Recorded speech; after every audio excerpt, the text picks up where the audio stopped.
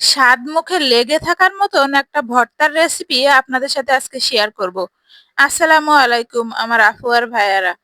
এখানে আমি গুঁড়ো চিংড়ি নিয়েছি। এগুলোকে আমি সুন্দর করে ধুয়ে আস্তে আস্তে করে আলতোভাবে একটা একটা করে বেছে নিব, যেন এর মধ্যে কোনো পোকা কিংবা শামুক না থাকে। আস্তে আস্তে করে একটা একটা করে সমস্ত চিংড়ি মাছগুলো আমি বেছে নিব। আপনারা চাইলে কিন্তু এখানে গুঁড়ো চিংড়ির বদলে বড় চিংড়িগুলাও নিতে পারেন। আমার ঘরে গুঁড়ো চিংড়ি ছিল, তাই আমি গুঁড়ো চিংড়ি দিয়ে আজকের ভর্তাটা তৈরি করব। চিংড়ি মাছগুলো বেছে নিয়ে এখানে আমি একটা কড়াইয়ের ভেতর দিয়ে দিব। সামান্য পানি দিয়ে এর ভেতর দিয়ে দিব অল্প পরিমাণে লবণ আর সামান্য পরিমাণে হলুদ। হলুদটা দিয়ে আমি হালকাভাবে নেড়ে চেড়ে নিব। বেশ খানিকটা সময় আমি এটাকে জাল করে নিব, যেন চিংড়ি মাছটা খুব ভালোভাবে সিদ্ধ হয়ে যায়। জাল করে নেয়ার পরে এটা যখন এরকম শুকনা হয়ে যাবে, ভাজা ভাজা হয়ে যাবে, তখন এটাকে আমি নামিয়ে নিব শিলপাটার উপরে। শিলপাটার উপরে রেখে এটাকে আমি আলতোভাবে বেটে নিব। দেখতে যতটা না কঠিন, বাটতে কিন্তু আরো সহজ। এটা হালকাভাবে চাপ দিলেই কিন্তু পিষে যায়।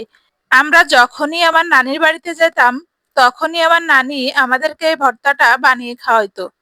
অনেকে অনেক রকম ভাবে এই ভর্তাটা বানিয়ে খেয়ে থাকবেন, কিন্তু আমার মনে হয় এইভাবে এই ভর্তাটা করলে বেশি স্বাদ হয়ে থাকে। আগে থেকে চিংড়ি মাছের ভেতরে হলুদ দেওয়ার কারণে চিংড়ি মাছটা কিন্তু দেখতে অসম্ভব সুন্দর লাগছে। এটাকে আমি একবার নয় দুইবার করে পিষে নিব, যেন এর ভেতরে কোনো রকম আঁশ না থাকে, আরো বেশি স্মুথি হয়ে যায়। এই ভর্তাটা যত বেশি ভালো বাটা হবে, তত কিন্তু খেতে বেশি মজা হয়। এবার এটাকে আমি একটা প্লেটের ভেতর তুলে নিব। এখানে আমি দুইটা শুকনা মরিচ ভেজে নিয়েছি আর পেঁয়াজ কুচিয়ে নিয়েছি। শুকনা মরিচের উপরে সামান্য পরিমাণে লবণ দিয়ে শুকনা মরিচটা খুব ভালোভাবে হাত দিয়ে গুঁড়া করে নিব। এরপর মরিচের ভেতর পেঁয়াজগুলো দিয়ে খুব সুন্দর করে মাখিয়ে নিব। পেঁয়াজ মরিচটা যত ভালোভাবে মাখানো হবে, ভর্তাটা খেতে কিন্তু বেশি মজা হবে।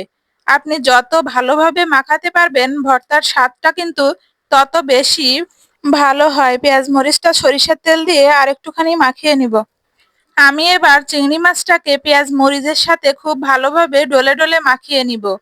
এর স্বাদটা কিন্তু মাখানোর উপর বেশি নির্ভর করে। এবার আমি চিংড়ি মাছটাকে দুইটা বলের শেপ দিয়ে দিব আর পরিবেশনের জন্য তৈরি করে নিব। সকালবেলা গরম ভাতের সাথে চিংড়ি ভর্তা, ওহ কি যে মজা! খাওয়ার সময় আর বেশি কথা বলবো না।